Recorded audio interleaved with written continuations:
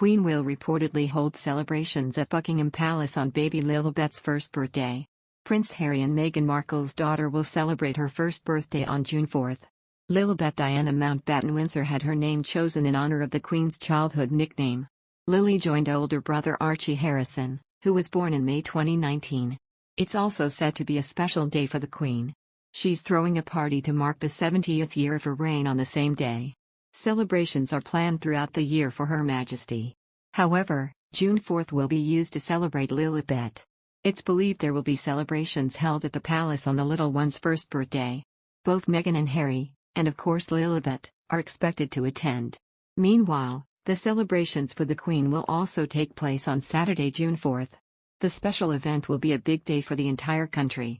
Performers from all around the world are expected to take part. Another news, royal editor and commentator Nikkhah appeared on the BBC's podcast Harry, Meghan and the Media to discuss the lead-up to Prince Harry's eventual departure from the royal family. Ms. Nikkhah remarked that Harry was like gold dust to the institution as he was able to connect with a wide range of people and was extremely popular. But the royal expert believes some animosity bubbled between Prince Harry and William as he was constantly told William takes precedent despite him believing his work was just as important. Speaking on the BBC's Harry, Meghan and the Media podcast, Ms. Nikkhah explained there was tension between the brothers before the eventual departure of Prince Harry. She explained, for quite a few years before Harry split from the royal family, there was a frustration between the brothers about the work they were doing and the direction that they were moving in.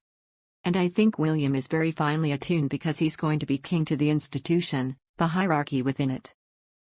He is, respecting that, and the deference that comes around that within the family.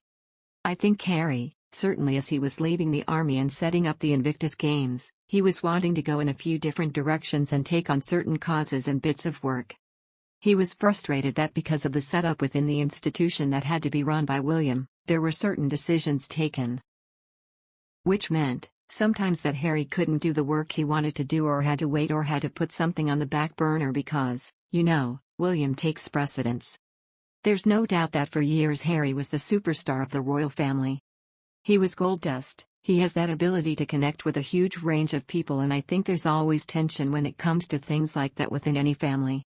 But certainly within a public-facing family like the royal family. The BBC podcast was rumored to be scrapped after the BBC's documentary The Princes and the Press garnered a furious reaction from the royal households.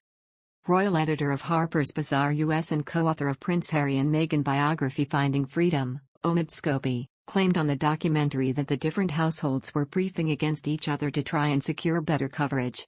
A joint statement from the royal households read, "A free, responsible and open press is of vital importance to a healthy democracy." However, too often overblown and unfounded claims from unnamed sources are presented as facts, and it is disappointing when anyone, including the BBC, gives them credibility. Mr. Scobie also appeared on the BBC podcast and claimed Meghan grew angry at the institution because the American press was not allowed the same access as UK media.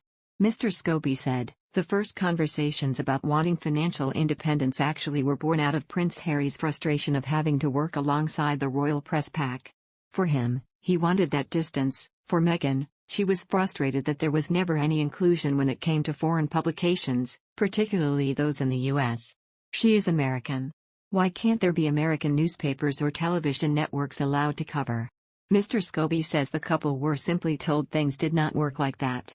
He continued, "And so when Harry really raised the issue or the question of could we operate away from the press pack and carry out our own engagements with members of the press that we want to work with, the answer that came from the top was, well, if you fund it yourself, you can pay for your own engagement.